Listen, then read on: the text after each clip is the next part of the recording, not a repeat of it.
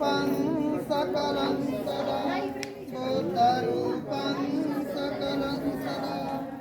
भगवंताने बोधिसत्व अवस्थेमध्ये सिद्धार्थ गौतमाने जेव्हा परिवर्जा घेऊन गृहत्याग केला, घर सोडलं, कपिल वस्तूपासून तर 400 मैल दूर राजग्रह किंवा राजगिरी ग्रजकूट पर्वत ते आपण पाहायला जाणार आहोत. या परिसरामध्ये आले तेव्हापासून त्यांना 6 वर्षाचा कालावधी लागला सम्यक संबोधी ज्ञान प्राप्त करण्यासाठी.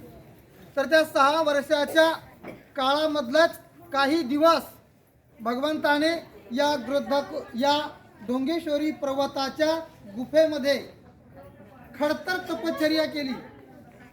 हाडाचा सापळा झाला, पूर्ण शरीर जीर्ण झालं.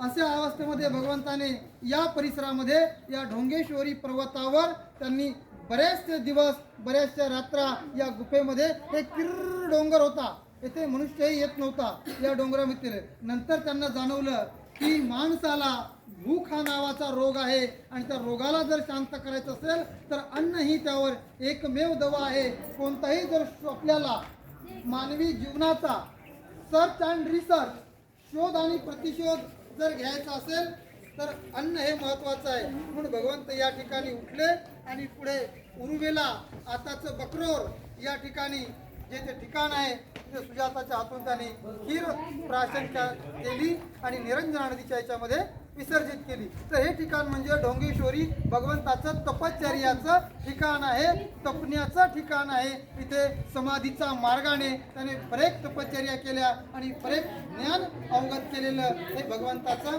ढोंगेश्वरी पर्वत हे ठिकाण आहे. अशा या चैत्याला वंदन करण्यासाठी, अशा या स्तूपाला, अशा या गुफेला, भगवंताचं वास्तव्य असलेल्या या पर्वतावर आपण इथे वंदन करण्यासाठी आलेलो आहोत. आता याच्या बाजूलाच तुम्हाला एक वेगळा प्रकार नजरेस आला असेल, वेगळा प्रकार दिसला असेल. तिथे माणसाने मानव निर्मित की स्वतःची पोट भरण्यासाठी, स्वतःची पोळी भाजण्यासाठी वेगवेगळ्या दगडाला काही आकार देऊन त्यांना लोकांना एक थोतांड निर्माण करायचा आहे, बुद्ध शासन लुप्त करायचं आहे, बुद्धाची ओळख या देशातून मागे बुडवण्याचा प्रयत्न केला. पण शेवटी सत्तेच असते, कारण 2568 वर्षा अगोदरचा हा धम्म आहे. परंतु काही कालांतराने भारतातून लोकांनी लपवला होता, नष्ट केला होता. ज्या ठिकाणी बुद्ध आहेत, ज्या ठिकाणी बुद्धाचे चैत्य आहेत, त्या ठिकाणी लोकांनी अनेक देवी देवता निर्माण केल्या. मग लोकांच्या मेंदूमध्ये घुसवण्याचा प्रयत्न केला की हे ढोंगेश्वरी पर्वत काही नसून